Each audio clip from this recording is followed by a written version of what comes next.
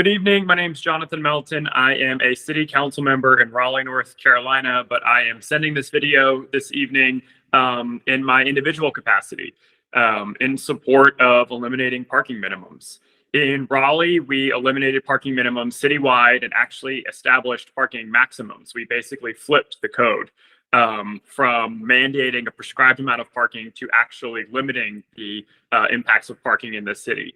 I supported that change for many reasons, one of which is we need to build a more sustainable city. We need to be focusing on affordability and creating more people-oriented spaces. Eliminating parking minimums and establishing maximums doesn't mean that no parking will be built in the city. It just means that there's not a mandate on how much parking must be built with every project.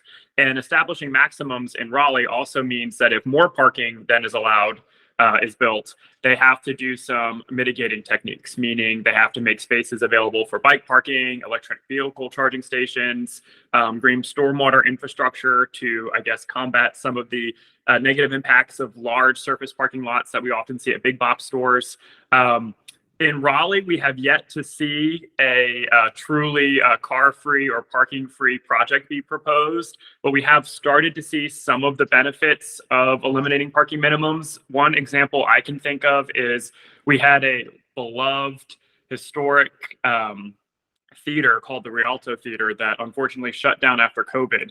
A new group came in and bought it and wanted to give it new life to preserve the theater and also make it available as a live music venue and event space. And had we not eliminated parking minimums, they would not have been able to reopen the Rialto in the manner in which they wanted to do it. In fact, they learned that the prior code that required parking there obviously had been replaced.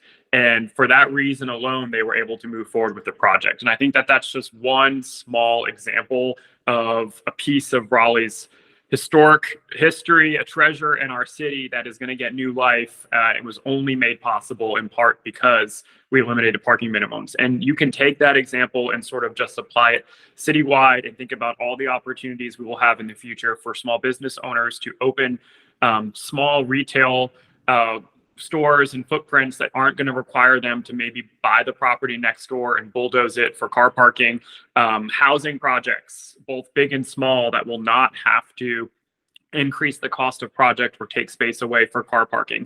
And all of those things help build a more resilient city. I'm happy to hear that y'all are considering it, and it is definitely the right move and the right decision. And I think you'll see some positive impacts in your city as well. Thank you.